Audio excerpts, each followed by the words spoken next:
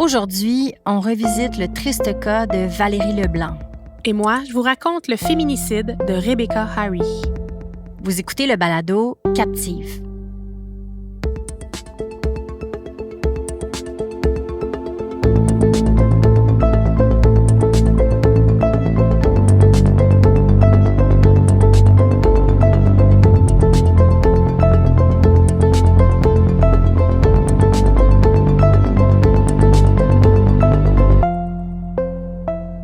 Annie.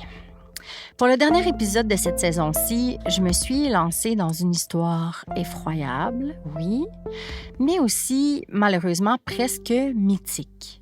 En fait, c'est l'histoire d'un meurtre qui a secoué la ville de Gatineau en 2011 et qui demeure à ce jour irrésolu, alors que pourtant, il s'est déroulé en plein jour, à quelques centaines de mètres d'un cégep plein à craquer, en pleine rentrée scolaire.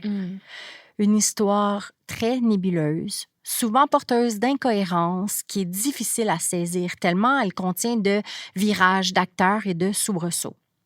Une histoire qui a été magnifiquement portée en 2018 par nos amis de Transistor Média avec Synthèse, la grandiose série balado qui lui a consacré sa première saison. Une histoire que les auditeurs nous ont souvent demandé de revisiter depuis 5 ans, et en particulier une auditrice avec qui j'ai beaucoup correspondu et qui m'a demandé de garder l'anonymat. Aujourd'hui, on revisite ensemble la terrible histoire du meurtre inqualifiable de Valérie Leblanc. Je te mentirai pas, Annie, je me sens un peu plus fébrile qu'à l'habitude aujourd'hui. Bon, peut-être un peu parce que c'est le dernier épisode de la saison, mais aussi parce que je viens de présenter le travail des dernières semaines sur une histoire que beaucoup de gens attendaient de nous, comme je te disais. Pour vrai, je pense qu'on a dû se la faire demander pas loin d'une centaine de fois, l'histoire de Valérie Leblanc. Puis, inévitablement, ça vient avec une pression supplémentaire qui demeure tout au long du processus de création. Je pense aussi à nos amis chez Transistor Média, Julien Morissette et Steven Boivin, à qui, bizarrement, je me suis sentie obligée de demander la bénédiction, entre guillemets, avant de m'attarder au dossier de Valérie. Bien honnêtement, Annie, j'avais pas l'impression qu'un épisode de Captive était nécessaire, entre guillemets, alors qu'on a accès à leur travail de recherche dans Synthèse. Je sais que ce dossier-là est incroyablement important pour eux. Encore aujourd'hui, d'ailleurs, Julien m'expliquait qu'ils n'ont jamais réellement cessé de travailler sur le dossier de Valérie et qu'encore aujourd'hui, ils sont actifs dans l'affaire. J'ai fini par comprendre que finalement, ça leur a fait plaisir de savoir qu'on allait y consacrer un segment. Petite histoire de coulisses ici, j'avais pas réécouté, moi, ce balado sur le cas de Valérie Leblanc depuis sa sortie en 2018. Mais moi non plus. Donc, je me souvenais bien sûr que c'était un incroyable document audio, mais tous les détails de l'histoire, je les avais plus en tête depuis longtemps. Pour être certaine de ne pas être influencée par les informations amenées dans Synthèse, j'ai commencé mon travail de recherche par la revue de presse complète de l'histoire de Valérie. J'ai donc lu, visionné ou écouté 131 sources, très exactement, toutes disponibles sur notre site web, comme d'habitude d'ailleurs, avant de me replonger dans le balado Synthèse. Donc, tu comprends, Annie, que quand j'ai finalement mis mes écouteurs pour me lancer dans l'écoute, j'avais quand même une bonne maîtrise du dossier. Malgré ça, j'ai été soufflée par le travail de Julien et de Steven. J'ai d'ailleurs pris 2 secondes pour déranger Julien, qui était en pleine vacances en France, pour le féliciter de ce travail incroyable sur lequel j'avais une toute nouvelle perspective.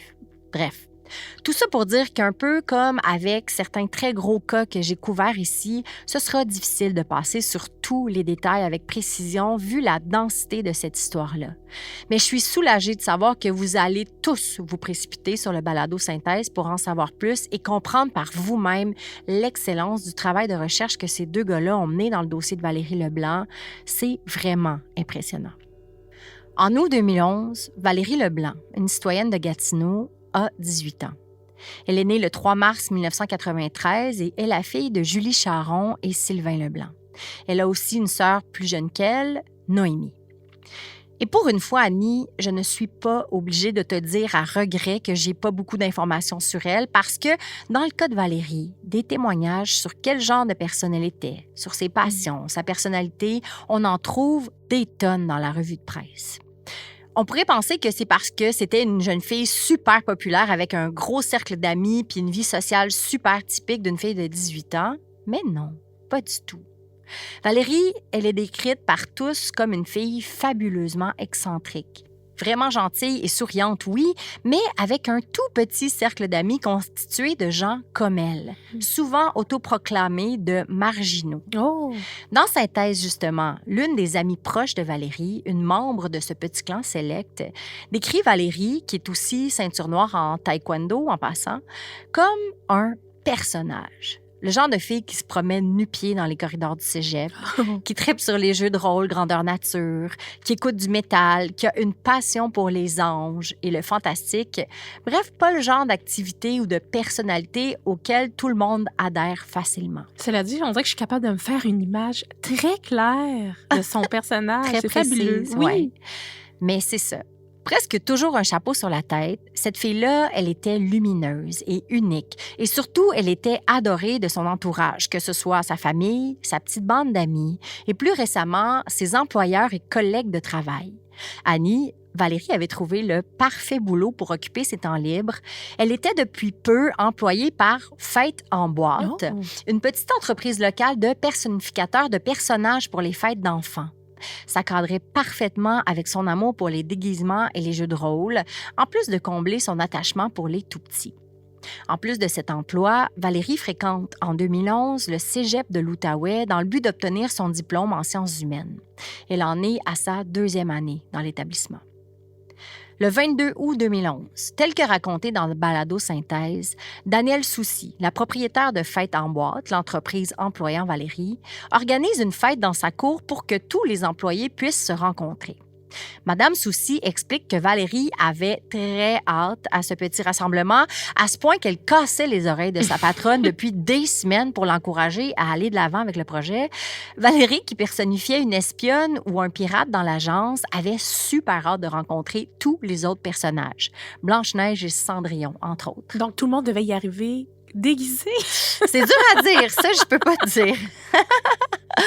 Danielle Soucy avait finalement trouvé une date et donc, le 22 août en soirée, elle attendait sa gang, comme elle les appelle tendrement, principalement Valérie qui avait tant insisté pour ce party. À la grande surprise de Danielle, à quelques heures de l'événement, elle reçoit un message texte de Valérie l'informant qu'elle ne pourrait pas venir. Danielle, surprise, je dirais même presque irritée, répond à Valérie un message clair du genre « Hey, toi, tu m'as assez gossé pour ce party-là, t'es bien mieux de venir faire ton tour. » Bon, évidemment, c'était dit avec humour et avec tout l'amour du monde. Puis ça, Valérie l'a probablement senti au point où elle a changé d'avis et a fini par passer faire son tour en vélo, arrivant tout de même pas mal plus tard que la plupart de ses consoeurs et confrères, puis en indiquant presque à son arrivée qu'elle devait partir bientôt parce qu'elle avait cours très tôt le lendemain matin. Danielle Soucy se confie dans Synthèse. Elle admet que ce soir-là, elle a trouvé Valérie moins grégaire et allumée qu'à son habitude. Elle qui avait pourtant si hâte à cette réunion semblait ailleurs, limite pas dans son assiette. Alors qu'elle allait repartir à vélo, Danielle demande à son mari d'aller conduire Valérie pour éviter qu'elle se promène seule dans les rues Gatineau à la noirceur. C'est la dernière fois que Danielle Soucy a vu sa jeune employée. Le lendemain matin, Valérie se lève pratiquement à l'aurore pour se rendre au cégep de l'Outaouais. C'est par une chronique de Denis Gratton, parue dans Le Droit du 22 octobre 2011, qu'on peut s'introduire dans le dernier matin de Valérie Leblanc. Son premier cours est à 8 heures. En vitesse, Valérie s'habille dans la maison où elle habite avec sa mère, son beau-père et sa sœur. Elle court dans tous les sens alors que Julie, sa mère, lui lance qu'elle va manquer son autobus si elle continue de l'embiner. Valérie, finalement prête, sort en courant, en attrapant un lunch fait en vitesse par son beau-père, avant de revenir en trombe dans la maison, prendre une ceinture en criant que ses jeans sont trop grands, puis elle repart aussi vite, une bonne fois pour toutes. Ses souvenirs d'un matin joyeux et chaotique, indélébiles dans la tête et le cœur de Julie Charon, sont les derniers qu'elle a de sa fille. Malgré la frénésie du matin, Valérie ne manque pas son autobus et voyage avec un ami jusqu'au collège. Elle arrive à l'heure et se présente à son premier cours de la journée. Il est 8 heures. Et c'est à partir d'ici, Annie, que la ligne du temps de toute l'affaire Valérie Leblanc prend le bord, parce que les versions sur les heures et l'emploi du temps de la jeune femme après son cours sont aussi confuses et incohérentes qu'il y a de témoignages. Ce dont on est certain, c'est que Valérie s'est rendue à son cours à 8 heures comme prévu à l'horaire. Mais ce que je dois expliquer ici, c'est qu'on est au jour 2 de la rentrée scolaire 2011 au cégep de l'Outaouais. Tu vas te souvenir comme moi, Annie, que ces premières journées au cégep, habituellement, sont assez tranquilles. Hein? Ouais. Tu sais, souvent, on y allait pour rencontrer le prof qui nous présentait plus ou moins son plan de cours là, et nous laissait filer bien avant l'heure prévue de fin. Bien, c'est un peu ça qui s'est passé cette journée-là pour Valérie. Son premier cours s'est terminé avant l'heure prévue. Ça, on le sait. Mais quelle heure exactement? Personne ne semble avoir la même version là-dessus. Dans certains articles de journaux, on parle de 10 heures. Ailleurs, on parle de 9h30. Des fois, on parle de 11 heures ou même de midi. Donc, difficile de dire exactement à quelle heure elle quitte son cours. Mais semble qu'une fois sortie de classe, elle rejoint ses amis au Salon Bleu, le local du comité étudiant du programme de sciences humaines du cégep. Selon une amie, Valérie serait arrivée au Salon Bleu autour de 11h, 11h30. Puis 5 minutes plus tard, elle aurait dit qu'elle devait partir. Elle aurait quitté sa gang un genre de 10-15 minutes avant de revenir, puis de repartir pour de bon autour de 11h45. Dans une autre version, toujours venant de son cercle rapproché, Valérie aurait passé du temps dans le parc de la Gatineau, un boisé derrière le cégep où les étudiants avaient l'habitude d'aller entre les cours pour fumer, lire, manger, chiller finalement. Puis en fait, Annie, ce boisé-là, il va devenir vraiment important dans l'histoire, alors je pense que ça vaut la peine que je m'y attarde un peu. Donc, comme je disais, derrière le cégep, plus précisément derrière le pavillon Gabriel-Leroy, il y a cet immense espace boisé qui fait partie du parc La Gatineau. Et dans cet espace boisé, il y a plein de sentiers, de pistes cyclables. J'ai même entendu qu'il y avait des parois pour l'escalade. Wow! Donc, c'est un endroit très fréquenté et surtout aux abords du cégep par les étudiants. J'ai cru comprendre qu'il se passait quand même beaucoup de choses dans ce boisé-là, allant de parties de feu de camp au dîner d'étudiants bien relax, à la petite sieste sous un arbre entre deux cours. Là. Bref, tu vois le genre, un endroit 100% relié au campus et connu de tous. C'était pas rare pour Valérie et ses amis d'aller se promener dans les sentiers entre deux cours, d'autant plus que Valérie était une grande amoureuse de la nature. Pour en revenir, donc, au matin du 23 août, une des versions stipule qu'autour de 10 heures, Valérie sera allée se promener dans le bois avec une de ses amies avant de revenir et d'ensuite aller rejoindre sa gang au Salon Bleu et de les quitter de nouveau autour de 11h30. Puis, dans une troisième version, celle-là qui peut-être semble être la plus plausible, Valérie serait allée dans le bois accompagnée de Jérôme, son amoureux, et ils auraient profité de cette promenade pour mettre un terme à leur relation. Encore une fois, Annie, chaque fois qu'une personne est interrogée sur ça, on a droit à une version différente. Alors, impossible de te dire si c'est Jérôme qui a voulu mettre un terme à la relation ou si c'est l'inverse, mais tous sont d'accord sur un point. Ce matin-là, dans le bois, la relation entre Jérôme et Valérie s'est terminée. Selon l'avis de tous, encore, ça s'est fait d'un commun accord et sans débordement émotif. Valérie serait ensuite revenue du boisé pour aller retrouver ses amis au Salon Bleu avant de partir une dernière fois. On ne sait pas pour aller où. Pas encore, du moins. Mais là, si je comprends bien, dans chacune des trois versions, on sait que Valérie a vécu une rupture. Est-ce que c'est bien ça? Exactement. OK. Oui. Vers midi, Valérie aurait lâché un coup de fil à son père pour lui demander de venir la chercher. Sylvain Leblanc, le père de Valérie, raconte au journaliste Claude Poirier dans Poirier Enquête qu'il aurait alors demandé à Valérie de l'attendre une petite heure, le temps qu'il se tire du lit. C'est la dernière fois qu'il aura eu des nouvelles de sa fille. Autour de 13 heures, toujours le 23 août 2011, 4 jeunes traînent dans les sentiers du boisé.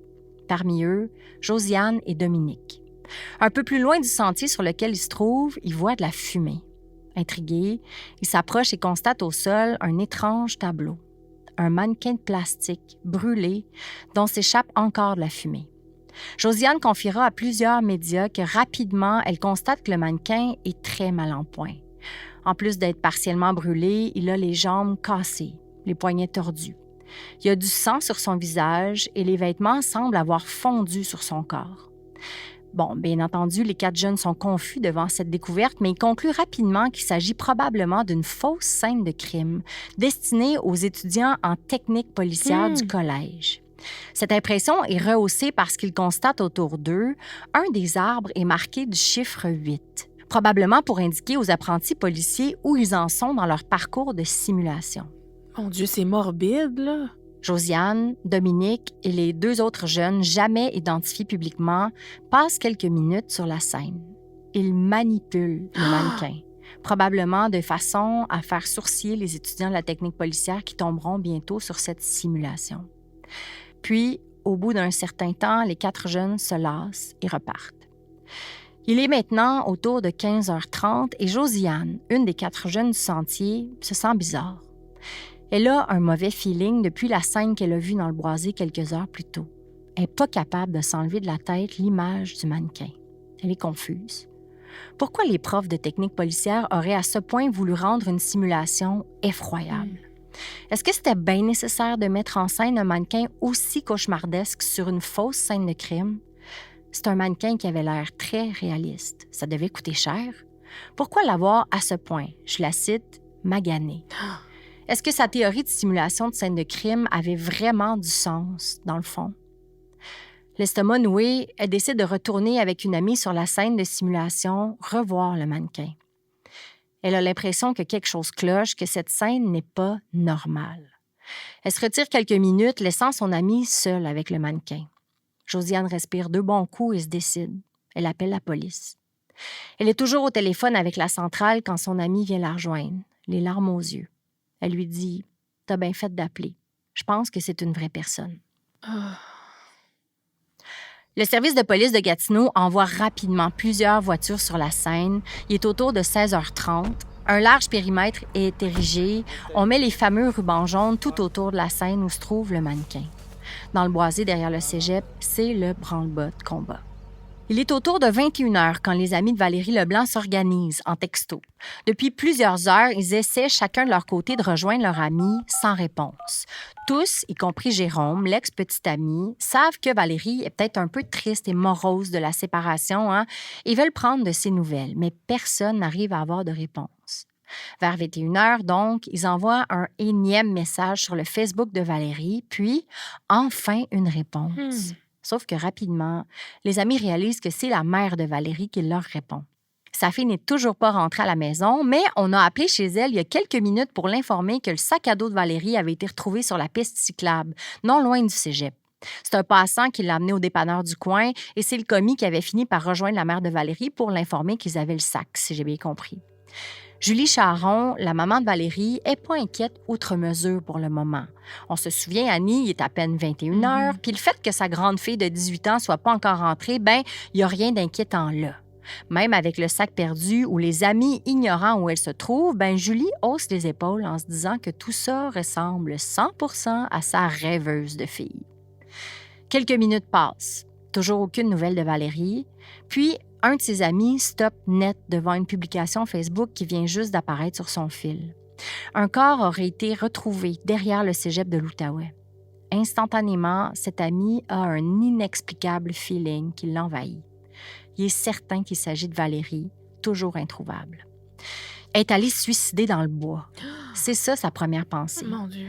Il sort de sa chambre en vitesse et demande à son père de l'amener sur les lieux. Il faut qu'il aille voir. Une fois arrivé là-bas, il est interpellé illico par les policiers qui veulent savoir ce qu'il fait là puis comment il a su qu'il y avait un corps qui a été retrouvé. L'amie de Valérie explique aux policiers que sa chum manque à l'appel et qu'elle était peut-être déprimée d'avoir rompu avec son chum dans la matinée.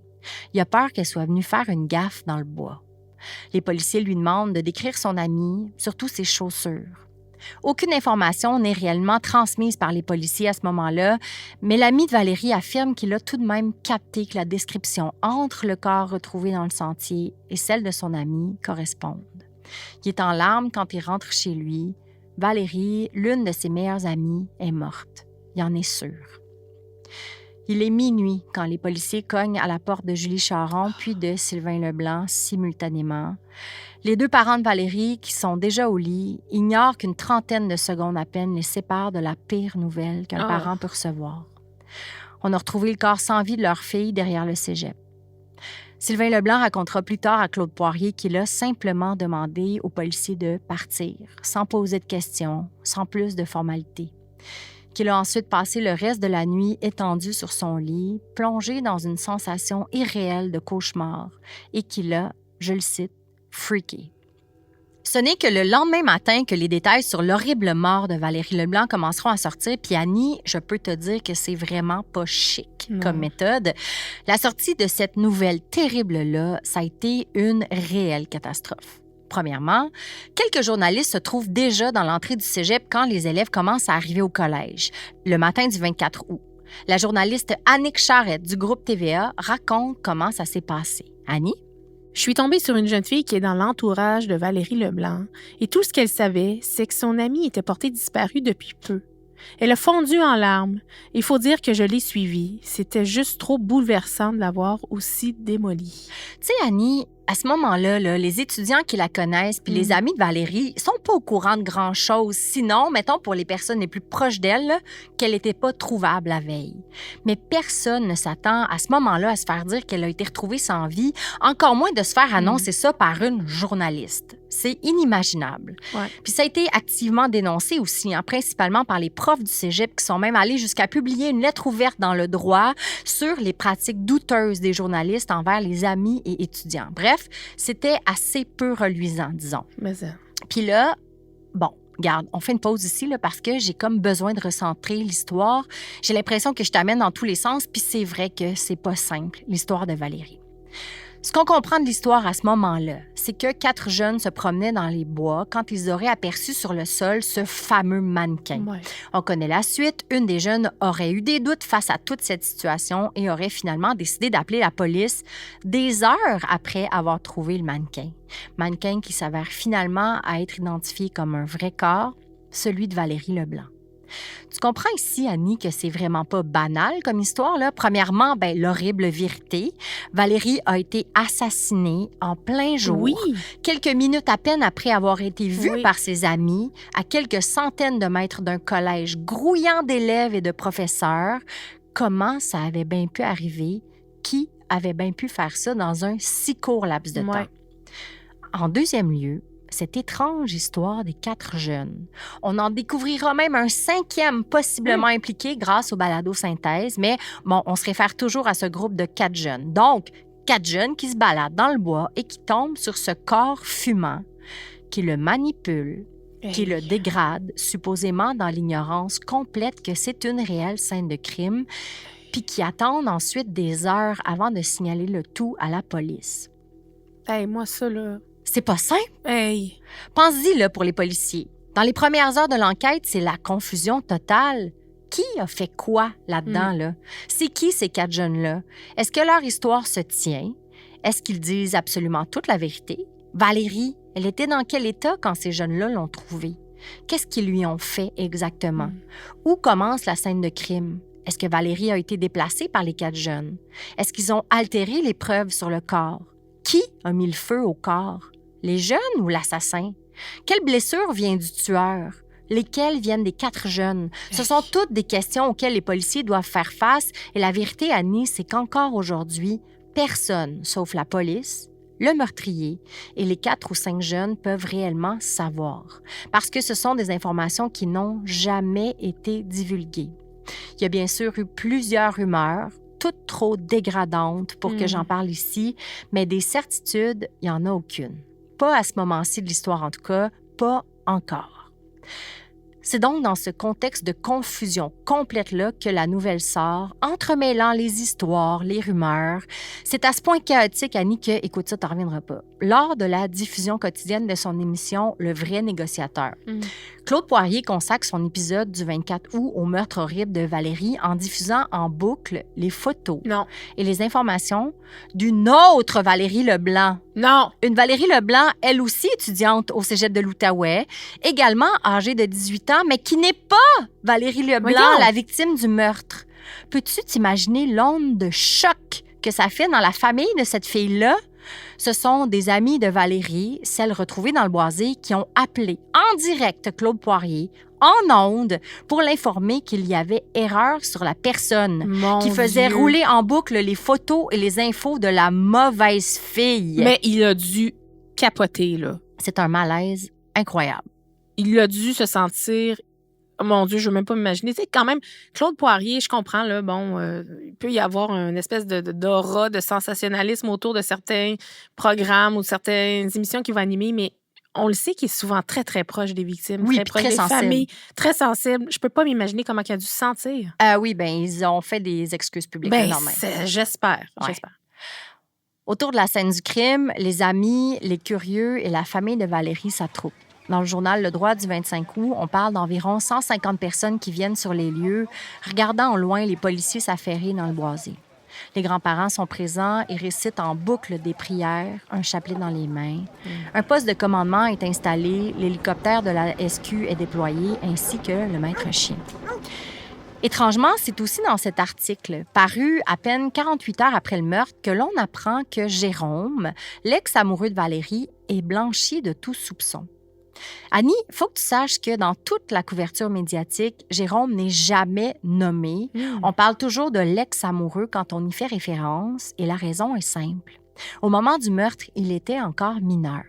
C'est dans le balado Synthèse qu'on va apprendre son identité pour la première fois 7 ans après le drame.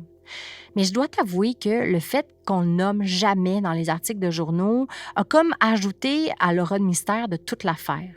Tu sais, une fille qui meurt assassinée tout de suite après une rupture avec son chum, avec qui elle se trouvait dans le bois, un chum jamais nommé à qui on fait presque jamais référence dans la couverture médiatique, ça fait drôle, disons. Ouais.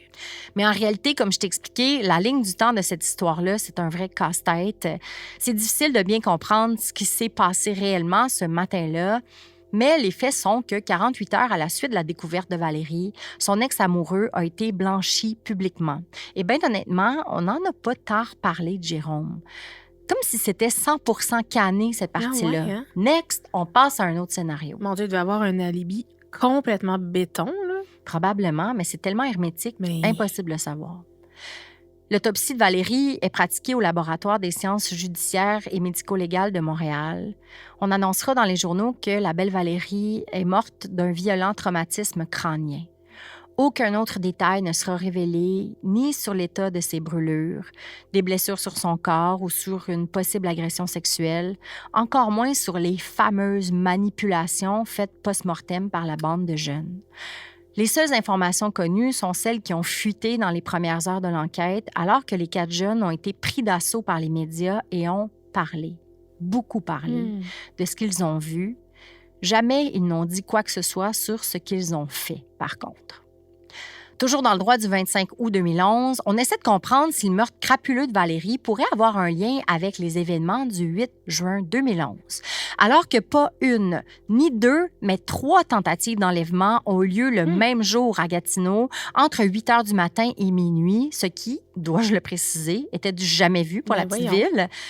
Au moment du meurtre de Valérie, ces incidents demeuraient irrésolus et le présumé kidnappeur n'avait pas été épinglé.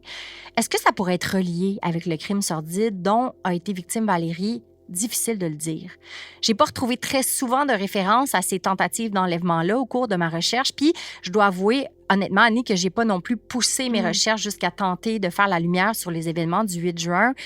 Mais si tu te souviens bien, en intro, je t'ai parlé d'une auditrice avec qui j'ai correspondu et qui s'est réellement beaucoup attardée à l'affaire Leblanc. Selon elle, il y aurait sans doute une bonne piste à explorer en lien avec ces événements, ce que la police de Gatineau ne semble pas avoir tant exploré comme hypothèse. En tout cas, si ça a été fait, ça n'a pas été médiatisé, sinon une mention dans les journaux de la région qui ne croyaient pas les incidents liés comme ils n'avaient pas eu lieu dans le même secteur. On fait aussi un lien avec l'affaire Kelly Morizot, une jeune femme morte le 10 décembre 2006, retrouvée nue dans un stationnement de la région. Un crime, encore une fois, toujours irrésolu. La police répétera pourtant plusieurs fois publiquement qu'aucun lien n'unit les 2 agressions. On comprend qu'avec ces histoires-là, les jeunes femmes de l'Outaouais vivent des jours angoissants, sachant qu'elles sont la cible de dangereux prédateurs toujours au large. J'ai soupiré de découragement en lisant le papier de la presse du 14 octobre 2011, où étaient reliées quelques recommandations de la police destinées, bien sûr, aux jeunes femmes. Évidemment. Annie? Les policiers conseillent de se déplacer en groupe, toujours avec un cellulaire ou avec un sifflet, puisque le sifflement est reconnu internationalement comme signe de détresse. Mon Dieu. On continue en expliquant qu'en cas de rencontre malheureuse avec un agresseur, il faut faire le plus de bruit possible. Hey, merci. Que souvent, cela découragera monsieur qui prendra probablement la fuite. Sérieux, là. Tu Sais-tu à quoi j'ai hâte, moi, Annie? Je suis tannée. Moi, là, j'ai hâte à la rubrique 10 trucs et conseils pratiques pour ne pas devenir un agresseur. Merci. Il me semble que ça ferait changement pour une fois que le fardeau de ne pas se faire agresser ne tombe pas sur les épaules des femmes, n'est-ce Bon, pas? j'ai hâte que tu entendes mon segment tout à l'heure. Ah, c'est lourd. Bref, on comprend que la période est difficile pour tout le monde. Hein? Même au cégep, on parle d'une ambiance complètement différente dans les couloirs et dans les aires communes. Une ambiance glauque, de peur, de paranoïa. C'est comprenable, là. L'agresseur fréquente peut-être le cégep. Là. Tu dois finir par te méfier d'absolument tout le monde. Les jours passent et les réponses ne viennent pas. Les policiers s'affairent, mais ne débouchent sur aucune piste valable pour découvrir qui a mis fin au jour de Valérie Leblanc. Cela dit, une enquête parallèle s'ouvre, hein? Celle sur les 4 jeunes qui ont découvert le corps. La police fait bien attention de préciser qu'ils ne sont absolument pas suspectés du meurtre de Valérie, mais stipule toutefois qu'ils risquent des accusations d'outrage à un cadavre et d'entrave au travail des policiers. Pourquoi entrave? Parce qu'ils ont mis des heures avant de les informer de la scène de crime. En ce qui a trait aux possibles accusations d'outrage au cadavre, il s'agit là d'un bon indice que le corps a été plus que déplacé ou manipulé de façon raisonnable, disons. Terrible. Je te laisse nous lire la déclaration du sergent Jean-Pierre Lemay, Annie, parue dans Le Droit du 27 août 2011. Une autre accusation d'outrage à un cadavre pourrait être dirigée contre certains d'entre eux, puisque le corps de la victime a été manipulé de façon inappropriée après la découverte. Les brûlures qu'a subies Valérie ne sont pas reliées à cette prétendue manipulation déshonorante qui pourrait de plus s'avérer un obstacle à la compréhension des enquêteurs concernant le meurtre en tant que tel. Par la nature de notre enquête, oui, ça complique la tâche. Cela fait partie des défis qui nous attendent dans cette enquête. Assez tôt dans l'enquête, des voix se font d'ailleurs entendre à ce propos, au fait que l'enquête présente de très grands défis et que la police municipale n'est pas assez outillée ni assez expérimentée pour s'attaquer à un crime aussi particulier, disons-le comme ça. Annie, il faut savoir que les homicides sur le territoire de Gatineau sont assez rares.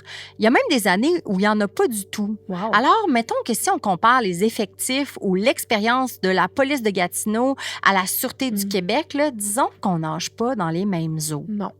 Dans le droit du 30 août 2011, c'est le sénateur Boisvenu, donc le père de Julie Boisvenu, morte assassinée et depuis devenu sénateur, aussi membre fondateur de l'AFPAD, l'Association des familles de personnes assassinées ou disparues, donc, qui déplore publiquement que l'enquête ne soit pas transférée illico à la Sûreté du Québec. Et ce genre de doléances seront répétées plusieurs fois par la famille aussi.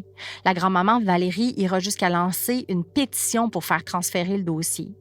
Malheureusement, comme dans tellement de cas qu'on a vus ici, on joue à qui pisse le plus loin, pour citer le journaliste Félix Séguin dans le balado Synthèse.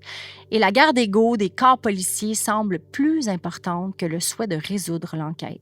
Hey, on peut-tu changer les lois ou quelque chose par rapport à ça? Là? C'est incroyable. Je suis assez tannée de te Sérieux, raconter là? toujours cette même... Oui. Il n'y a pas quelqu'un prémisse-là. quelque part qui peut mettre sur pied un programme, juste que ce soit juste obligatoire maintenant, une prise en charge par un corps policier plus expérimenté, outillé pour régler ça. Ce serait formidable. Ah, je suis fâchée, Michel. Les porte-paroles de la police de Gatineau, de leur côté, répètent qu'ils ont demandé de l'aide de la SQ au début avec l'hélicoptère puis le maître chien, mais ils ajoutent ad nauseam qu'ils sont absolument compétents pour mener le reste de cette enquête seuls et qu'ils n'ont aucunement l'intention de transférer le dossier. Mais du même souffle, dans un article du journal Le Droit du 16 septembre 2011, l'agent Pierre Lantier explique pourtant aux journalistes que le corps de police de Gatineau traverse un automne inégalé en matière de crimes majeurs, à ce point qu'ils ont dû rapatrier des agents en vacances. On parle d'un double meurtre plus suicide sur le territoire, en plus de l'affaire Valérie Leblanc et d'une autre histoire de coup de feu tiré sur les policiers. Je cite l'agent Lantier. « En 25 ans, je me souviens pas avoir vu autant de dossiers majeurs comme ça. » On aurait envie de leur dire « Raison de plus pour aller chercher de l'aide, les boys? » Ouais. Mais bon, c'est pas de même que ça marche, apparemment. Non, la police de Gatineau annonce plutôt être à la recherche d'un nouveau témoin qui aurait été aperçu aux abords du Boisé le matin du 23 août 2011. Ils font bien attention de ne pas utiliser le mot suspect d'ailleurs, hein? Mais c'est assez facile de lire entre les lignes quand on prend compte des informations transmises sur l'homme en question. Donc, on cherche un homme entre 20 et 30 ans, d'environ 6 pieds, qui aurait été aperçu près de la scène de crime. On le décrit comme joufflu, avec un nez et un menton pointu, des cheveux noirs, probablement courts, avec un teint olive qui laisse penser qu'il n'est peut-être pas en très bonne santé. Il serait plutôt costaud, sans être athlétique, il aurait une petite bedaine. Il avait l'air inquiétant, négligé, vêtu d'une veste noire et d'un pantalon froissé. Il marchait à côté de son vélo noir traversé d'une ligne rouge. La police fait donc appel à la population pour retracer ce témoin important. Un mois plus tard, la police s'en démarre pas et sort dans les médias le portrait robot de ce témoin important. De l'avis de tous, le résultat est presque risible. Hein? Ça ressemble à personne et à tout le monde en même temps. C'est pas mal ça l'opinion générale, surtout des proches, sur le fameux portrait robot. Mais la police semble convaincue que c'est une bonne piste, ou alors c'est leur seule piste. C'est difficile à dire, mais on répète souvent dans les pages des journaux ou dans les reportages télé que cet homme aurait été vu près de la scène de crime, sortir du Boisé dans les heures critiques où Valérie devait déjà se trouver dans le sentier. On veut lui parler à tout prix. Du côté de l'enquête parallèle, celle sur les 4 jeunes, on apprend dans le journal Le Droit du 2 septembre que les accusations d'entrave au travail des policiers sont abandonnées pour tous, mais que celles d'outrage au cadavre sont maintenues pour un des 4 jeunes. Autrement dit, un seul des 4 jeunes demeure dans les dossiers de la police. On comprend alors que c'est cette personne qui a dégradé le corps de Valérie. Le dossier de la police est remis au DPCP, le directeur des poursuites criminelles et pénales. À eux maintenant d'étudier l'affaire afin de déterminer s'il y a bien eu outrage sur le corps de Valérie. On apprendra plus tard, soit en décembre 2011, que le DPCP renonce finalement à poursuivre le jeune. Je résume la pensée du procureur Martin Côté dans ce dossier qui est reçu dans le balado Synthèse. Il explique qu'après avoir vu lui aussi les photos de la scène de crime, il concède qu'effectivement, le cadavre avait l'air d'un mannequin et qu'il ne porterait pas d'accusation parce que pour faire un outrage au cadavre, il faut savoir que c'est un cadavre à la base et qu'ici, ce n'était pas le cas. Mais je dois dire, Annie, que dans toute la couverture de l'histoire de Valérie Leblanc, les avis semblent extrêmement partagés sur cette idée que les jeunes ne savaient pas qu'ils avaient affaire à un cadavre. Si d'un côté, on martèle que le corps avait l'air d'un mannequin, irréel et en plastique, certains ne sont pas du tout d'accord avec cette affirmation, dont Marie Pinault, la coroner qui a examiné le dossier. Selon elle, il était évident qu'il s'agissait d'un corps humain. La famille et l'entourage de Valérie aussi semblent douter de la version des 4 jeunes et croient qu'ils devaient savoir et qu'ils ont simplement profité de la situation pour tester leurs limites morbides, disons. Je veux pas prendre le parti de personne, mais en même temps, c'est tellement gros, Michel, comme situation. Un cadavre, oui, dans un premier temps, mais l'état du cadavre en soi, je veux dire, est-ce que ton cerveau peut vraiment aller là? Je pense pas. Puis, honnêtement, je suis un peu d'accord avec toi, là, sous toute réserve. Oui. Mais c'est tellement pas la première fois qu'on entend parler que des gens méprennent un corps humain pour un mannequin. Exact. Si tu te souviens bien, c'est même arrivé dans les dernières années que des policiers et des pompiers se trompent. Oui. Donc, c'est ça, moi, qui me fait dire, justement, tu dois tellement pas penser, hey, pense-y, là. T'es pas comme dans un désert perdu en pleine nuit, là. T'es comme dans la trail de ton cégep où tu vas tous les jours. Non, je suis un peu d'accord avec toi. Mais je comprends aussi, par exemple, que c'est difficile de s'imaginer ne pas... Au pire, tu prends pas de chance. Je comprends. Puis t'appelles la police. Mais une coroner, elle envoie des corps, elle est habituée, tu sais. Je suis d'accord avec toi aussi. En tout cas. Bon, ceci étant dit, comme je te rapportais plus tôt, leur sort se scelle en décembre et toute l'histoire prend fin alors que le DPCP décide de ne pas porter le dossier devant les tribunaux. Histoire close, cette portion de l'affaire est désormais résolue. Alors que les jours passent et que l'enquête piétine suite au meurtre de Valérie, les citoyens, eux, s'organisent et se rassemblent. Des marches sont organisées, des vigiles aux chandelles. La population entière de Gatineau, et j'irais jusqu'à dire du Québec et d'une partie de l'Ontario, est complètement bouleversée par toute cette histoire. Dans le sentier où Valérie a été trouvée, on érige un lieu de commémoration avec une plaque en son nom. On installe aussi un banc sur le territoire du cégep où on grave le nom de Valérie pour que tous se souviennent. C'est dans le droit du 15 août 2011 qu'on annonce que le cégep met sur pied un projet pilote pour essayer de rassurer les femmes sur le campus.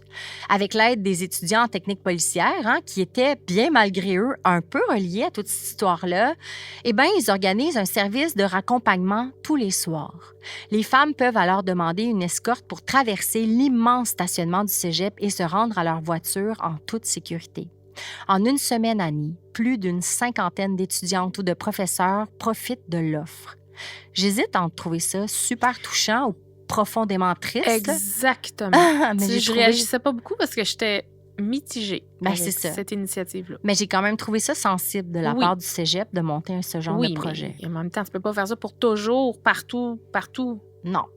Dans les mois qui suivent, tu me vois venir, même rengaine du côté de la police, on cherche le fameux témoin, affirmant que la diffusion du portrait robot a permis aux autorités de recevoir plus de 300 appels. On en profite pour émettre un nouveau détail non divulgué jusque-là. L'homme se déplacerait difficilement, avec une démarche un peu lourde, comme s'il avait une jambe qui collaborait moins. Là, honnêtement, je sais pas s'il existe pour vrai ce fameux témoin, Annie, mais il me semble que ça commence à être étrange de ne pas le reconnaître ou l'identifier. Un bonhomme Un homme imposant, au teint olive, l'air inquiétant, au nez pointu, bedonnant et boiteux. Me semble que c'est beaucoup de critères. C'est pas très grand, Gatineau. En plus, c'est bizarre. Bref. À la fin novembre, donc, la police revient dans la communauté avec un nouveau poste de commandement qui s'installe sur le terrain de soccer près du cégep. Encore une fois, le but est de trouver le fameux témoin. Dans le secteur Mont-Bleu, les agents font du porte-à-porte dans les immeubles à logement, portrait robot à la main. Malgré tous les efforts déployés, ça ne donne rien de concret, malheureusement. On ne le retrouvera jamais, ce fameux témoin, Annie. Les mois passent et toujours aucun développement. L'infatigable Claude Poirier prend l'affaire en main le temps d'une journée de tournage et vient faire son tour pour un épisode de sa toute nouvelle émission, Poirier Enquête. Tu sais, on peut trouver ça banal, mais pour bien des gens, la police, c'est l'ennemi à qui on ne peut pas faire confiance. Claude Poirier, ce célèbre journaliste, quoi qu'on en pense, il attire la confiance et la sympathie des gens. En étant sur place, il espère délier quelques langues. Il en profite aussi pour rencontrer les parents de Valérie, ce qui donne place à de très touchantes entrevues avec des parents presque absents de la sphère publique. Et d'ailleurs, pendant qu'on en parle, c'est une info anonyme offerte à Claude Poirier qui amènera une toute nouvelle théorie sur le présumé assassin de Valérie Leblanc, alors qu'en 2013, TVA Nouvelles titre son article de la façon suivante. L'assassin de Valérie Leblanc se serait suicidé. Dans le court article, on présente l'histoire d'un homme qui désire garder l'anonymat. Selon cet homme, donc, un policier à la retraite lui aurait confié qu'un individu, très connu des policiers dans le secteur de Hull, se serait donné la mort par suicide 1 mois après le meurtre de Valérie Leblanc. Toujours selon l'article, l'homme anonyme en question aurait partagé ce secret à Claude Poirier. Je le cite. « Le policier m'a dit que son corps de police sait qui est le responsable, qu'il est décédé, mais qu'il n'y a aucune preuve suffisante contre lui. » Je ne sais pas, Annie, à quel point cette théorie est réelle ou sérieuse, ni même si elle a été envisagée ou vérifiée par la police, mais je te dirais que c'est pas mal la seule autre piste, entre guillemets, que j'ai pu retrouver dans 14 ans de revues de presse sur le cas. Les années passent et, évidemment, le cynisme est de plus en plus évident chez les membres de la famille, surtout envers la police. De plus en plus, sur les tribunes auxquelles ils sont invités, les membres de la famille, surtout les Leblanc, scandent que la police dort au gaz, qu'elle aurait dû transférer le tout à la SQ et que ça fait des années qu'ils n'ont plus de nouvelles d'eux. Même son de cloche dans le balado synthèse, alors que des personnages clés dans l'histoire, comme Danielle Soucy, par exemple. La patronne de Valérie n'a même jamais été interpellée par les policiers alors qu'elle avait vu Valérie la veille et la sentait perturbée, rappelle-toi, là, au petit party. Là. Soucy raconte qu'elle s'est elle-même rendue au poste de police pour exigé de voir un enquêteur qu'elle avait des choses à dire. Je la cite. « Ça m'a découragée. » Ben, En 2018, quand le balado Synthèse débarque, c'est certain que ça fait beaucoup de bruit dans la région. Ça ravive l'intérêt et Julien et Steven reçoivent beaucoup de messages. Quand ils répondent à leurs correspondants de contacter la police, la plupart disent l'avoir déjà fait sans jamais avoir reçu de retour d'appel. Imagine-toi comment c'est frustrant d'entendre ça pour une famille. Est-ce qu'il y avait là-dedans la bonne information puis que juste personne n'a jamais pris la peine de rappeler, d'écouter? pourquoi? C'est tellement ironique d'entendre les porte-paroles dans ce dossier-là marteler à chaque sortie, de ne jamais hésiter à les contacter, que dans le fond, dès qu'on se demande si on devrait contacter la police à cause d'une info ou d'un détail qu'on croit connaître, il est là le signal qu'il faut les contacter. Puis de l'autre côté, tu as les témoignages qui ressortent que les policiers ne retournent jamais les appels et ne donnent pas suite aux messages. Ça fait pas très sérieux, tout Non. ça. Annie, je pourrais passer des heures à te parler de cette histoire déchirante, obsédante, tellement troublante et mystérieuse. Bon, bien sûr, il faut que je sache m'arrêter parce que, premièrement, on doit mettre un terme à cette saison. Mais je peux te dire que je suis pas ressortie indemne de cette recherche-là. J'ai tellement pensé à Valérie ces derniers temps. J'en ai tellement parlé autour de moi. Je pense que mon obsession ne va pas se terminer avec l'épisode aujourd'hui. Je suis soulagée de savoir que je peux compter sur Julien, sur Steven, mais aussi sur vous, la fabuleuse communauté d'auditeurs, pour continuer de discuter et d'honorer la mémoire de cette jeune femme.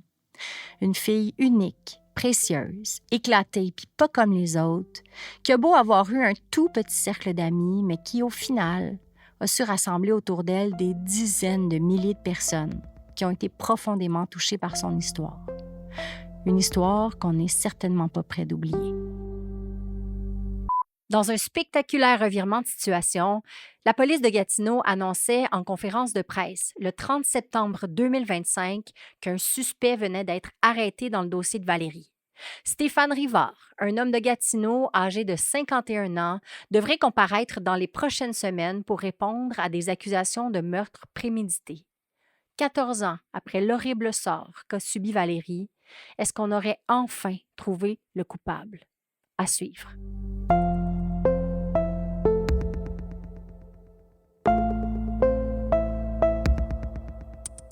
C'est toujours déchirant pour moi de prendre la décision de parler d'un féminicide. C'est déchirant parce que, malheureusement, il y en a trop d'histoires, Michel. Et chacune des victimes de ces drames-là mériterait qu'on parle d'elles. Pourquoi choisir une histoire plus qu'une autre? En plus, derrière chacun de ces récits-là, il y a une famille qui vit encore aujourd'hui son lot de chagrin.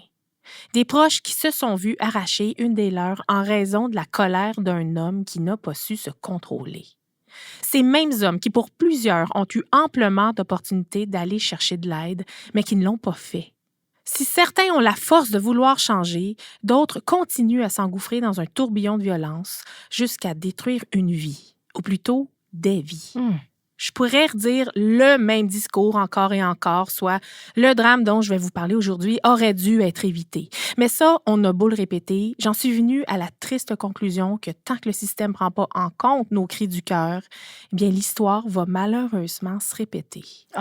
Alors, peut-être que de continuer à en parler le plus possible demeure encore la meilleure façon de dénoncer. Aujourd'hui, je vous raconte donc l'histoire bouleversante du féminicide de Rebecca Harry. Rebecca est l'une des trop nombreuses victimes de 2021, année funeste en termes de statistiques touchant les féminicides au Québec, ou même partout au pays. J'en ai d'ailleurs déjà fait le portrait de cette situation alarmante-là dans un autre épisode. Je l'ai abordé en racontant l'histoire de Myriam Dallaire et sa mère, Sylvie Bisson, aussi assassinée en 2021. On comptait 26 victimes de féminicide en 2021, un nombre record depuis des années. Incroyable. On attribue la hausse aux conséquences du confinement. Mais qu'est-ce qui explique que cette courbe-là se maintienne encore quelques années plus tard? On parle de 24 victimes en 2022, 15 en 2023 et 25 en 2024, Michel. Un total de 90 femmes tuées au Québec en seulement 4 ans, pour la plupart dans un contexte de violence conjugale. Ça se peut pas, Annie. Je le sais. 90? Oui, en 4 ans. Ce qui est désolant, c'est que mon discours en lien avec le manque de ressources, le manque de place dans les maisons d'hébergement, le manque de budget alloué aux services qui offrent un soutien aux femmes dans le besoin, bien, ça n'a pas vraiment évolué en 2025. Mais ce ne sont pas seulement ces éléments cruciaux-là qui permettraient peut-être d'abaisser la courbe si des changements majeurs arrivaient enfin. Ce que j'ai envie de déplorer aujourd'hui à travers le récit de Rebecca est surtout comment le système de justice ignore parfois les cris d'alarme au moment de punir les récidivistes dans les dossiers de violence conjugale. Oh non. Sentence sans incarcération, libération sous caution ou des peines qui ne représentent pas du tout la gravité des gestes qu'ils ont commis. Ce sont malheureusement des décisions comme celle-là qui mènent parfois à des conséquences irréparables, comme le meurtre de la belle Rebecca. On a beau entendre le gouvernement se justifier des efforts qu'il met en place pour protéger les femmes, mais on l'entend rarement ou même jamais parler d'efforts déployés pour encadrer les hommes violents. Et si on travaillait encore plus à empêcher ces hommes-là de commettre un meurtre dans un contexte de violence conjugale plutôt que de devoir protéger et cacher les femmes qui la subissent? Exactement. J'ai vu passer sur les réseaux sociaux une citation de notre premier ministre, François Legault, qui répondait à une question de Mme Ruba Gazal, députée à l'Assemblée nationale et co-porte-parole de Québec solidaire. Elle a pris la parole pour dénoncer la situation d'urgence en lien avec le nombre alarmant de féminicides au Québec en 2025. Cet échange-là, qui a eu lieu lors d'une période de questions à l'Assemblée nationale, m'a scié les jambes en deux, Michel. Je te laisse nous lire la question de Mme Gazal. C'est tiré du Journal des débats d'Assemblée nationale du 4 juin 2025. On est à la moitié de 2025, puis on est rendu déjà à 9 féminicides. Ça va prendre combien de féminicides de plus? Je veux juste entendre le premier ministre me dire ce qu'il va faire de plus. C'est très important. Puis, notre premier ministre répond: Madame la Présidente, quand une femme est victime de violences conjugales, on lui paie l'hôtel, on lui paie le transport, on lui paie la nourriture et pour l'instant, on est en train de construire les maisons qui sont nécessaires pour les loger, mais il faut prendre le temps de les construire. Je comprends pas ce que dit la chef de Québec solidaire, là, mais je pense qu'on fait tout ce qu'il est possible de faire pour les aider. Hey. Puis on va continuer à le faire. Oh. Je suis tellement tannée, Michel. Pour vrai, je suis tannée. Pourquoi c'est aux femmes d'attendre les ressources puis être celles qui cherchent du soutien quand, dans le fond, là, à la base, le problème, c'est le partenaire violent qui est incontrôlable Ben oui, qui c'est ça. finit par tuer. On sous-entend que les femmes violentées coûtent cher à l'État. Oui! C'est pas les femmes violentées qui coûtent cher, c'est la violence des hommes. Exactement. Ah. L'OMS, l'Organisation mondiale de la santé, divise le féminicide en 4 grandes catégories, soit le crime d'honneur, le crime lié à la dot, les féminicides commis par une personne n'ayant aucun lien avec la victime et enfin, les féminicides commis par un partenaire intime dans un contexte de violence conjugale, le plus fréquent ici et partout ailleurs. Carmen Gill, professeure au département de sociologie à l'Université du Nouveau-Brunswick, explique dans un article de Radio-Canada qui date du 3 mars 2020 certains critères qui déterminent un féminicide commis par un partenaire intime.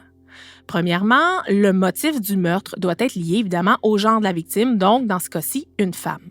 Ensuite, il doit y avoir la présence d'antécédents de violences physiques, psychologiques ou sexuelles envers la victime. Aussi, une présence de comportement de contrôle coercitif, donc un pouvoir contraignant sur la victime.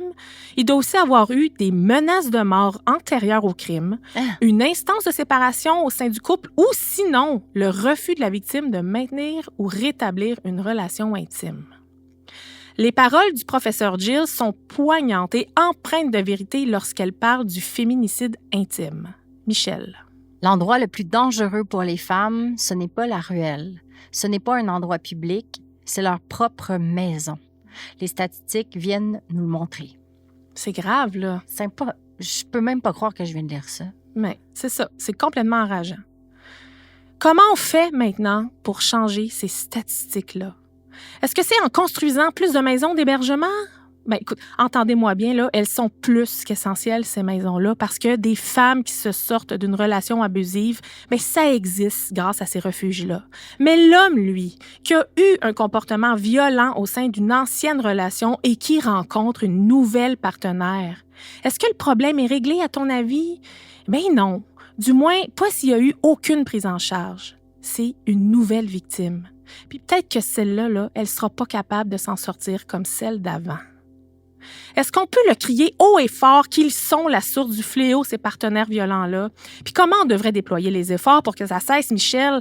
Est-ce que ça serait en renforçant les lois, les sentences, en étant plus sévères peut-être?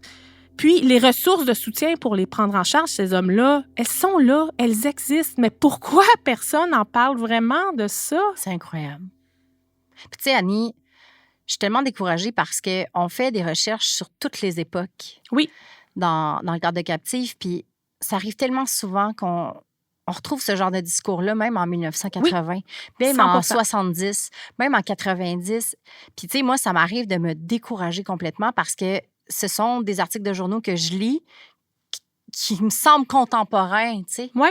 Puis t'es comme, hey, ça fait 30 ans, 40 ans que les femmes disent la même chose, puis j'ai l'impression qu'on utilise continuellement la même recette. Oui.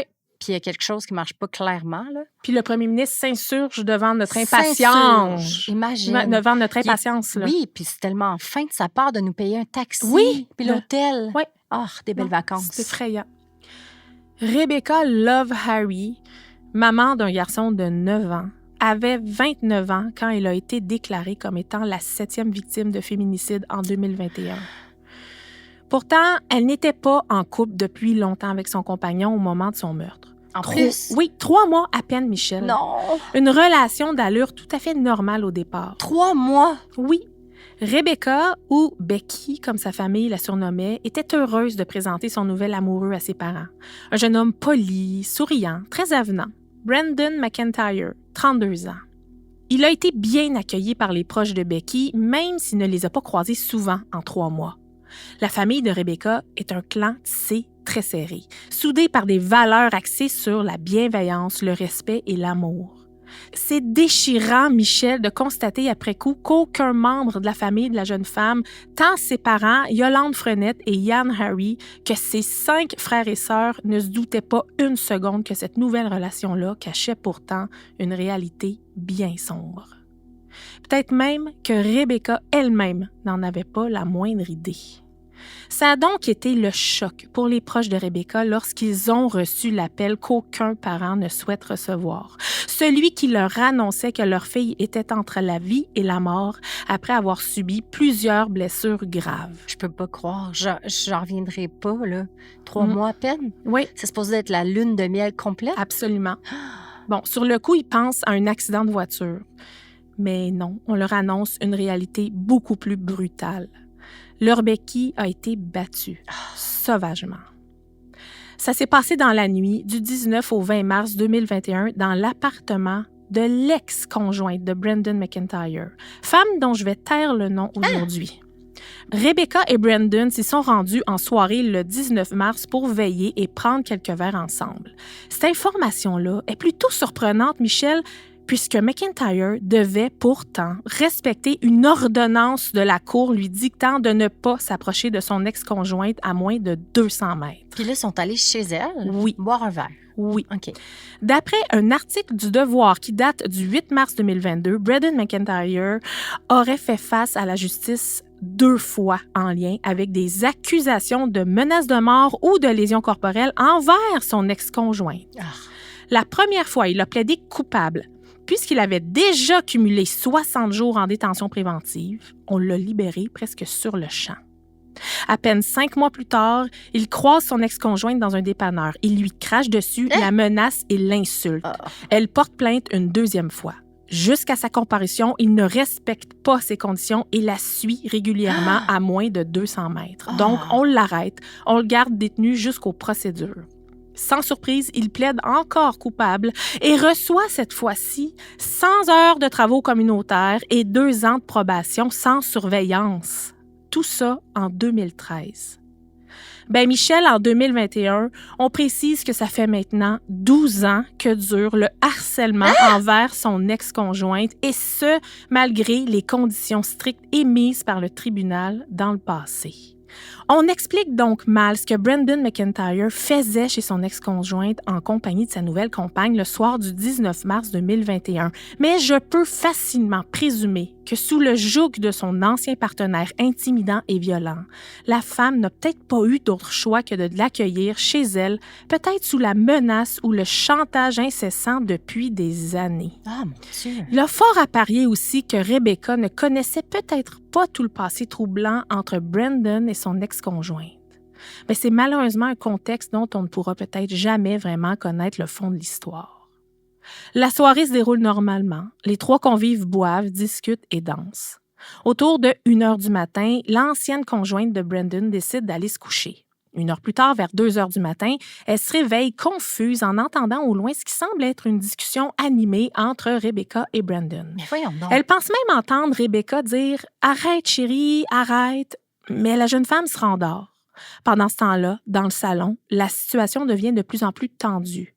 Rebecca insiste pour dormir avec son chum sur le divan, mais celui-ci refuse catégoriquement, ce qui frustre Rebecca qui comprend pas pourquoi il refuse de dormir avec elle. Elle commence à lui jeter des objets, puis ensuite s'éloigne subitement pour aller rejoindre l'autre femme dans sa chambre. Pendant quelques minutes, McIntyre pense que Rebecca est allée dormir dans une autre pièce de l'appartement, mais il s'aperçoit qu'elle est plutôt allée réveiller en pleurant son ex-conjointe. Complètement enragé, il se précipite vers la chambre. Il gifle alors Rebecca de toutes ses forces, puis la pousse violemment sur une bassinette de bébé qui est dans la chambre. Une fois au sol, Rebecca reçoit à répétition des coups de pied au ventre et des coups de poing. Elle essaie de se protéger comme elle peut, mais l'attaque est féroce. L'autre femme essaie même de s'interposer, mais est repoussée violemment par McIntyre. À 2 reprises, il va frapper de toutes ses forces la tête de Rebecca sur le plancher en la prenant par les épaules. Encore une fois, l'autre femme essaie de l'aider, mais rien à faire. McIntyre finit par se calmer. Il s'arrête puis il sort de la pièce en disant « It's enough. C'est assez. » Blessée, confuse, complètement assommée, Rebecca se relève difficilement et s'assoit sur le lit près de l'autre femme. Elle discute brièvement de Brendan, puis elle finit par se lever péniblement pour aller le rejoindre dans le salon.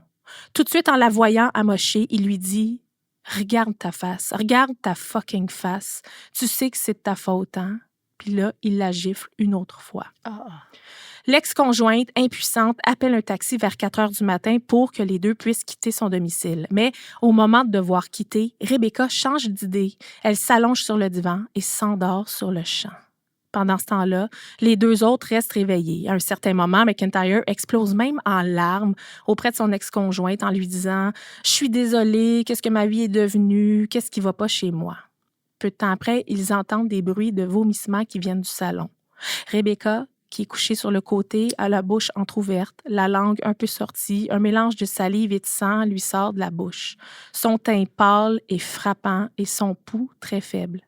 Il est précisément 6h58 du matin lorsque l'ex-conjointe de Brendan McIntyre appelle le 911. Paniqué face à l'arrivée des autorités, celui-ci demande à son ex de mentir sur la nature des blessures de Rebecca. Quand les ambulanciers arrivent, ils ne détectent aucun pouls sur le corps inerte de la jeune femme. Ils la réaniment sur place et la transportent à l'hôpital. Elle sera une 2e fois réanimée avant d'être finalement transportée en salle d'opération en raison de ses blessures graves à la tête. Entre-temps, l'ex-conjointe refuse de mentir et informe aussitôt les autorités de l'attaque violente de Brendan McIntyre contre Rebecca. Il est mis en état d'arrestation. C'est à ce moment précis que les parents de Rebecca Harry ont reçu l'appel de l'hôpital les sommant venir au chevet de leur fille. On leur annonce alors que Rebecca a subi un important trauma à la tête et qu'il y a beaucoup de sang et d'enflure. Elle se trouve dans un état très critique. Malgré l'intervention chirurgicale, Rebecca Love Harry n'a jamais repris conscience. Le 20 mars 2021, à 12h57, elle est déclarée en état de mort cérébrale. On la maintient alors en vie artificiellement, le temps de lui dire un dernier adieu. Son fils de 9 ans vient évidemment l'embrasser une dernière fois à l'hôpital. La belle Becky s'est éteinte le 23 mars 2021 à l'âge de 29 ans. Brendan McIntyre, qui a déjà passé par une craque du système dans le passé, est officiellement accusé cette fois-ci de meurtre au 2e degré, ainsi que de voies de fait contre son ex-conjointe. Dans la collectivité, c'est l'indignation, évidemment. Un autre féminicide. Moins de 2 semaines après son décès, la famille de Becky s'est rassemblée en compagnie de plusieurs centaines d'autres manifestants le 3 avril 2021 au Square Cabot à Montréal, dans le but de dénoncer la violence faite aux femmes. Son garçon, encore fragilisé par la perte de sa mère, était là lui aussi, avec une pancarte où on pouvait lire « I love you, mommy ». L'événement a permis d'orchestrer une marche à la mémoire de Rebecca, mais aussi à la mémoire des trop nombreuses autres victimes de féminicide. Dans les semaines qui vont suivre, la famille de Rebecca Harry se fait entendre dans les médias. Ils militent haut et fort, puis le message qui est véhiculé notamment par le frère de Rebecca, Teddy, est celui-là. L'éducation des hommes doit commencer dès l'enfance. Oui, l'éducation des hommes, c'est vrai, en fait, c'est primordial. Mais aussi, j'irais plus loin que ça. Je pense qu'il faut trouver une façon de sensibiliser les partenaires violents à aller chercher des ressources. Des organismes qui viennent en aide aux hommes qui vivent avec un problème de violence, là, ça existe. Je pense à l'association À cœur d'homme, qui regroupe plus de 30 organismes communautaires autonomes dont le but est d'offrir de l'aide aux hommes qui ont le désir de mettre un terme à leur comportement violent dans un contexte conjugal ou familial. J'en parle dans notre tome 2 de cette association-là, puis d'ailleurs, je vous partage une statistique surprenante. J'ai été étonnée d'apprendre que les hommes qui contactent l'association le font pour la plupart de manière volontaire, Michel. Seulement 30 à 40% le font en vertu d'une injonction du tribunal, donc obligatoirement à la suite d'une décision de la Cour. C'était ma question d'ailleurs. Est-ce que les hommes violents qui aiment dominer, qui sont dans ce schéma-là de vie, veulent changer? Bien, sûrement pas à première vue. Mais est-ce que ça devrait être imposé systématiquement par la loi à la seconde même où un partenaire violent est dénoncé par une victime? Bien sûr que oui. Ça, on n'en parle même pas. Pour moi, ça, c'est clair. Mais je te parle, mettons, dans un contexte où il n'y a pas nécessairement eu encore de dénonciation, où c'est presque, je vais utiliser des grosses guillemets, mais contrôlé encore. Est-ce que ces hommes-là ont envie de changer? Ou dans leur tête, la femme est faite pour être dominée? Bien, qu'est-ce que tu en penses, Michel? C'est ça. On se répond, là. On se répond. Oui. T'as raison. Donc, est-ce que ce serait pas une avenue logique que de s'assurer qu'ils prennent pleinement conscience de leurs problèmes avant que leur comportement escalade en un geste irréparable? Parce que dès les premiers signes, que ce soit sous forme de violence physique ou psychologique, c'est déjà un drapeau rouge. Brendan McIntyre harcelait son ex-conjointe. Il l'a menacée, insultée, intimidée pendant 12 ans. L'escalade de violence qui en a découlé, c'est finalement Rebecca qui en a été victime. Les coups à répétition qu'elle a reçus sur la bouche, sur les yeux, sur les bras, sur les seins, sans compter sa tête qui a été fracassée sur le plancher à 2 reprises, lui ont causé des hémorragies cérébrales avec des séquelles irréversibles qui l'ont finalement tué. À ces accusations de meurtre au 2e degré et voies de fait, Brendan McIntyre décide de plaider coupable à une accusation réduite d'homicide involontaire. Et ça, Michel, ça va créer tout un débat. Pour Manon Monastès, directrice générale de la Fédération des maisons d'hébergement pour femmes, le plaidoyer de culpabilité pour homicide involontaire de McIntyre passe un très drôle de message aux victimes. Dans un article du Journal de Montréal du 12 avril 2023, elle rappelle qu'un féminicide qui est commis dans un contexte de violence conjugale est quelque chose qu'on peut voir venir de loin, qui est presque toujours prémédité. Je t'invite à nous lire un extrait de ses propos. Considérer ceci comme quelque chose d'involontaire, c'est un non-sens pour nous. Il n'a pas tout à coup disjoncté et tué. C'était juste la suite logique. Le féminicide, c'est pas une perte de contrôle, c'est plutôt une prise de contrôle absolue.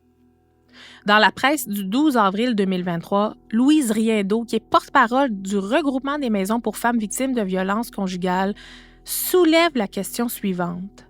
C'est quoi le prix de la vie d'une femme? Ouais. Michel, est-ce que la vie de ces victimes-là valent moins que celle des hommes qui les tuent?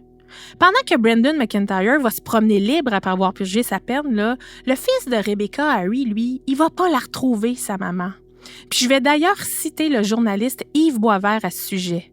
Appeler un meurtre, ce féminicide, plutôt qu'un homicide involontaire, ne lui rendra pas sa mère, mais ça nommerait correctement la violence au lieu de la diluer. Ouais.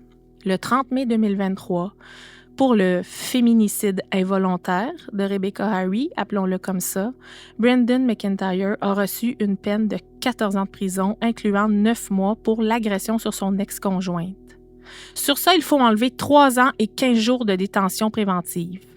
Dans un cas comme celui-là, le détenu est alors admissible à une libération conditionnelle aux 2/3 de sa peine. Il peut même en faire la demande à la moitié de sa peine, mais dans ce cas-ci, il risque probablement pas de l'obtenir en raison de la nature violente du crime qui a été commis. Mais une fois aux 2/3 purgés, il peut bénéficier d'une libération d'office, ce qui équivaut à des petites sorties. Bon, sauf si évidemment on a affaire à un détenu à problème là, qui n'est pas du tout repentant, par exemple. Ensuite, il part en maison de transition pour le dernier tiers de sa peine dans le but d'être tranquillement réinséré socialement. Donc, contrairement à un détenu qui purge une peine à perpétuité pour un meurtre, premier ou deuxième degré, celui qui a été condamné pour homicide involontaire n'est pas contraint à sa sortie de prison à respecter des conditions strictes pour le reste de sa vie. Incroyable. Une fois sa sentence purgée au complet, il est libre. Libre d'aller se faire une nouvelle amoureuse. Totalement. Je me suis tournée vers l'avocate criminaliste Véronique Robert pour discuter de cette sentence-là de 14 ans pour homicide involontaire dans le cadre d'un féminicide. J'avais besoin de réponses. Je voulais son avis du côté de la défense et comprendre comment ce plaidoyer de culpabilité-là a pu aussi être appuyé par la couronne, parce que ça découle quand même bien d'une entente entre les deux parties. Ouais. Ce qu'il faut comprendre, c'est que oui, il y a toujours des négociations entre la couronne et la défense dans des dossiers comme celui-là. Ce qu'il faut retenir, c'est qu'il y a des avantages à réussir à trouver une entente. La principale étant que ça évite de passer par un long processus judiciaire. Pour la famille, les procès, c'est une très lourde épreuve à vivre. Les ententes comme ça, ce ne sont pas des décisions prises à la légère. Jamais. Il peut y avoir des questions de droit plus pointues aussi à tenir en compte. Comme dans ce cas-ci, avec l'accusation de meurtre au 2e degré qui pèse sur Brendan McIntyre. La couronne précise qu'elle n'aurait fort probablement pas été capable de prouver l'intention de tuer de la part de McIntyre. Je le sais, là, ça fait sourciller, mais admettons qu'au procès, l'avocat de la défense soit en mesure de convaincre le jury qu'il y a bien un doute raisonnable quant à l'intention de tuer. Bien, probablement que la finalité aurait été la même, soit un verdict d'homicide involontaire émis par le jury. Ouais. Il aurait vraiment fallu que la couronne soit capable de prouver que Brendan McIntyre avait une intention claire de causer des lésions corporelles pouvant causer la mort, mais surtout qu'il soit conscient que la victime peut mourir au moment de poser son geste. Là, je ne suis pas en train de dire que j'approuve la décision concernant McIntyre. Là. J'explique simplement les notions de droit et les réflexions qui ont probablement mené à l'entente. Reste que oui, c'est révoltant comme verdict dans ce cas-ci. Pour reprendre l'idée que propose Yves Boisvert dans son article de la presse du 2 juin 2023, là, est-ce qu'on ne devrait pas aller au front plus souvent dans les cas de féminicide pour justement ne pas ignorer le réel problème dont il est question ici, cet enjeu social grave-là qu'est la violence envers les femmes. Appelons un chat, là, malgré le verdict d'homicide involontaire, c'est bien de valeur, mais on le sait toutes que c'est un meurtre. Point. La famille de Rebecca a beau être en paix avec la décision du verdict et soulagée de ne pas avoir à subir un processus judiciaire plus long, ils ont toutefois livré des témoignages absolument touchants au moment de l'annonce de la sentence. Je te laisse nous lire les paroles de Ian Harry, le papa de Rebecca. C'est tiré du Journal de Montréal du 30 mai 2023. Elle ne méritait pas ça. Elle était défigurée par les blessures, dans le coma. J'étais perdue. Je priais pour qu'elle revienne, pour un miracle, qu'elle ressuscite. Mais il n'y en a pas eu. J'ai perdu quelque chose en moi ce jour-là et ce sentiment perdure encore aujourd'hui. Personne ne peut comprendre cette douleur sans l'avoir vécue. Tous les jours, je pense à elle. Je l'aimais tellement. Rebecca était elle-même un parent, une bonne maman. J'espère que les dernières pensées qu'elle a eues avant de sombrer dans le coma étaient dirigées vers son fils. Aujourd'hui, Malgré l'absence de sa mère, le petit grandit certainement dans une famille aimante et encore plus unie qu'avant. Et probablement en faisant preuve d'une énorme résilience, comme les enfants savent si bien le faire à travers les épreuves qu'on qualifie d'insurmontables. Il en a d'ailleurs fait la preuve lorsqu'il a lu la lettre qu'il a écrite pour sa maman afin de lui dire un dernier adieu. Je termine avec ça. Un message pour Rebecca, mais aussi pour toutes ces mamans-là disparues injustement. Chère maman, je t'aime beaucoup, beaucoup. Je pense tellement à toi. Tu me manques tellement. J'espère que tu as du plaisir. Souviens-toi, nous sommes les meilleurs amis pour la vie. Tu es tout pour moi. Tu restes dans notre cœur pour toujours. Je vais te tenir dans mon cœur. Je t'aime. Pour nous, ça se termine ici. Merci à vous d'avoir été si nombreux et si bienveillants pour traverser les histoires difficiles de cette dernière saison. Un merci tout particulier à Vincent Blain pour le travail sonore incomparable. On se retrouve l'an prochain pour une 6e saison. Entre-temps, n'oubliez pas que vous pouvez vous procurer Captive, Crimes réels et disparitions mystérieuses au Québec. Les tomes 1 et 2 sont disponibles partout en librairie. Si vous voulez nous soutenir durant l'année, vous êtes les bienvenus sur Patreon, bien sûr, mais également invités à mettre des étoiles d'appréciation sur votre plateforme d'écoute préférée. C'est gratuit et ça donne un bon coup de main pour la découvrabilité. Merci d'être aussi fabuleux. On se retrouve bientôt. Bisous! Captive est enregistré au studio Madame Wood à Montréal. Une idée originale et une réalisation d'Annie Lorrain et Michel Ouellette. Montage et habillage sonore, Vincent Blain. Thème musical, l'indice.